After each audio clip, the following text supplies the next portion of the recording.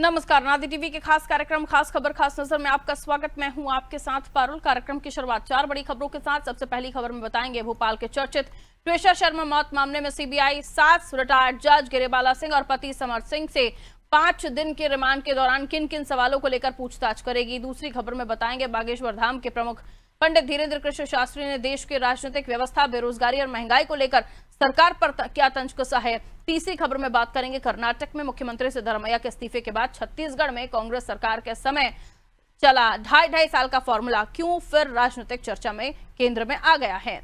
चौथी खबर में बताएंगे यूपी के हमीरपुर में कैसे पुल गिरने से 6 मजदूरों की मौत हुई।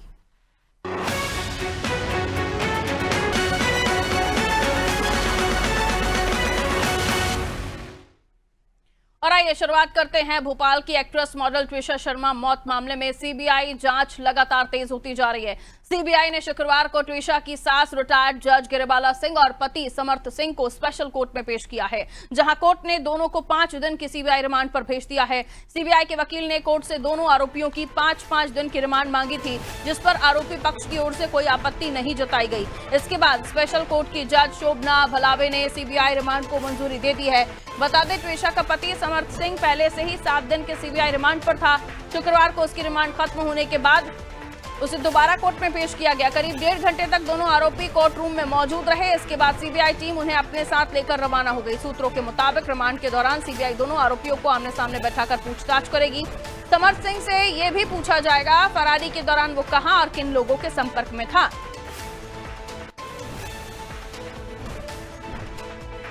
राजधानी भोपाल का ट्विशा शर्मा मामला, जिसमें अब एक लंबे समय के बाद, आप मानिए 13 दिन के बाद सेकंड पोस्टमार्टम हुआ था ट्विशा का, उसका अंतिम संस्कार हुआ था और उसके भी कई दिनों बाद समर्थ ने सरेंडर किया था और साथ ही गिरिबाला की अब जाकर गिरफ्तारी हुई है। कानूनी तौर पर दोनों ही बहुत महत्वपूर्ण नाम है, गिरिबाला समर्थ, एक जज एक वकील, लेकिन इस पूरे मामले में कानून के सामने ही उन्हें अपनी अग्नि परीक्षा देनी पड़ेगी, क्योंकि एक लड़की की, एक बच्ची की मौत हुई है।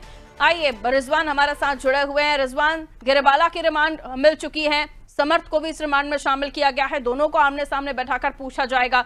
हाई प्रोफाइल केस, जिसमें लोगों को लग रहा था कि ये केस दब जाएगा, क्योंकि एक जज पूर्व जज है तो दूसरा क्रिमिनल लॉयर समर्थ। लेकिन अब इस मामले में, जैसे कि हमेशा कहा जाता है कि कानून के सामने ना कोई बड़ा है, ना कोई छोटा, ना कोई आम है, ना कोई खास। गिरिबाला भी गिरफ्तार हुई है, रिमांड हुई है, अब दोनों को बैठा के पूछताछ की जाएगी। लेकिन कौन से वो सवाल होंगे जिन पर पूछताछ की जाएगी, क्या कुछ पूछा जाएगा, लोगों के जहन में यही सवाल है।